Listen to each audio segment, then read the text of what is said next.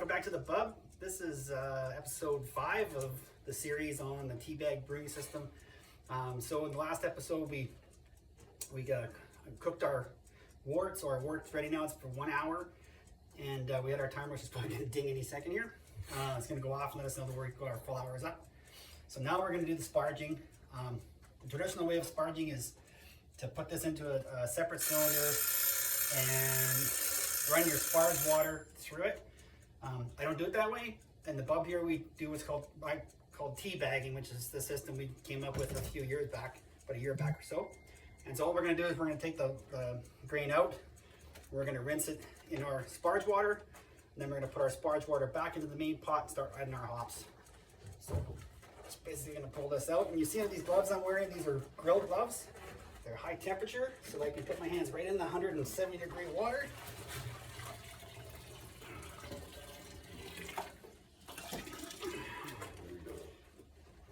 And maybe you can just pick the phone up and just point it in here. Be good, and they can see. So now, as you can see, what we're doing is we're just slowly going to rinse for about a minute or so. And what we're doing here is we're getting all of the flavor out of the grain and into the sparge water. And then we'll put the sparge water back into the main pot. The reason we call this tea bagging is because it's kind of like making tea. We're just rinsing the grains to try and get as much flavor out of them as we possibly can.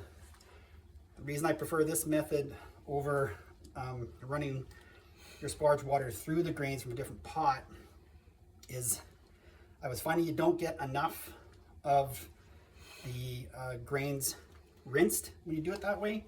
So you're not really getting all of the flavor out of the grains.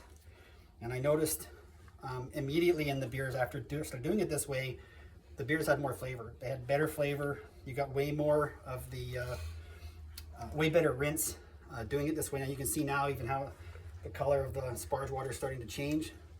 Don't know if I mentioned, but sparge water is around, was it 170 when we started?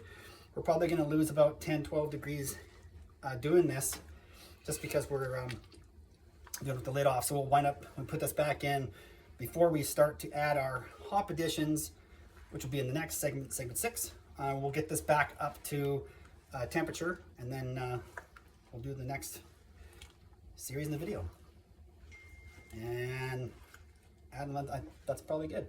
We'll see you in about 10 minutes.